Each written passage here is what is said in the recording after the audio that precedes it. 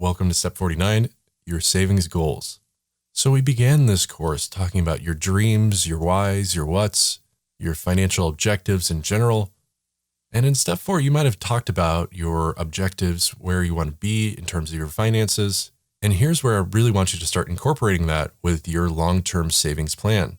To do that, let's start talking about the goals around your savings. This step is really just going to be an all-encompassing ready, set plan. So let's dive into that. When setting your savings goals, you obviously want to look at the time frame surrounding them. Probably the most effective way is just to look at short, mid, and long-term goals. Write each of these categories down in your notebook and start to think about what defines short, mid, and long-term goals for you.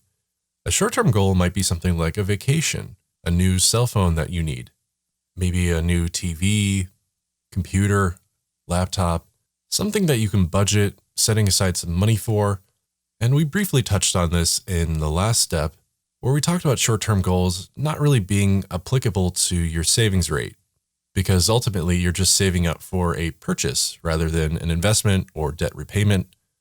But again, if a new phone or a vacation or something like that, if these are the things that define what you need, everybody needs a vacation every now and then, well, that's up to you. Again, you're the boss of your money.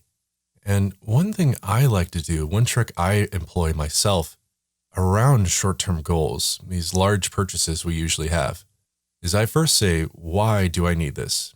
I spell out exactly what this defines in my life or how it provides utility.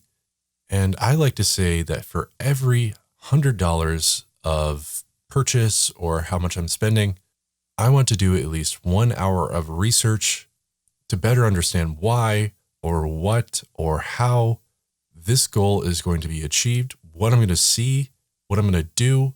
And of course, this isn't a catch-all objective or necessary requirement.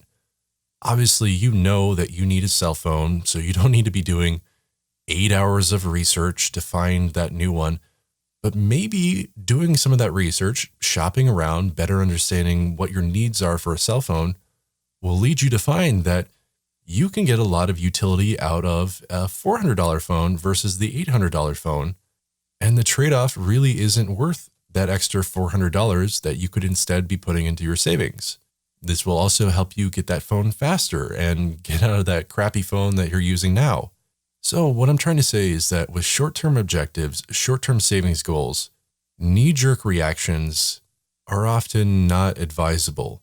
And instead, taking the time to understand where your money's going and why you're spending it on this thing will better help you avoid making decisions you regret later, spending too much, or spending your money more effectively for you. Again, you decide what is important to you. And honestly, you know how you spend money. But hopefully this gives you some perspective into some of the insight you can glean from taking the time to really understand how you spend that money. Next, I want to talk about midterm goals. And this is everything in between, obviously short and long-term goals. But this might include something like a down payment on a house, a down payment on a car, planning ahead for children or a wedding. And I'd like to say that these take about 2 to 10 years to achieve or plan for, because hopefully you're not running down to the dealership to pick up a new car. Hopefully you're not getting into knee-jerk weddings or anything like that. Not here to judge. But these are things you should be taking the time to save up for, as well as taking the time to think a lot about. More so, these are things you can really budget for, really set money aside for well in advance. You know you're going to need a new car at some point. You know that you're going to be saving up for a wedding at some point. You know you're going to be wanting to get a house at some point. And I think my research requirement really applies to this one as well. Because for something like a car, you can really take the time to understand what the market's like, where there's opportunities, when to buy a car during the year, where to find really good deals, how to get a used car for a good price that has low miles on a brand that you trust, that has good reviews, things of that sort. By and large and in general, midterm savings goals are around the things that people generally refer to as the biggest expenses in your life or the most important. Cars, weddings, houses are obviously huge undertakings with lots of money attached to them. So make sure you're setting money aside for them so you're not going into debt for them. And so lastly, we have long-term goals. And hopefully you know what these are already. Saving for retirement, saving for your child's college education, anything that is 10 years or longer in horizon. This is what you should be putting some money aside for and treating as such. One last thing to note is how we prioritize goals and how we need to consider interest and compounding interest in this equation as well. With long-term goals, the more you're able to start putting away, the sooner you're going to be able to start benefiting from compound interest.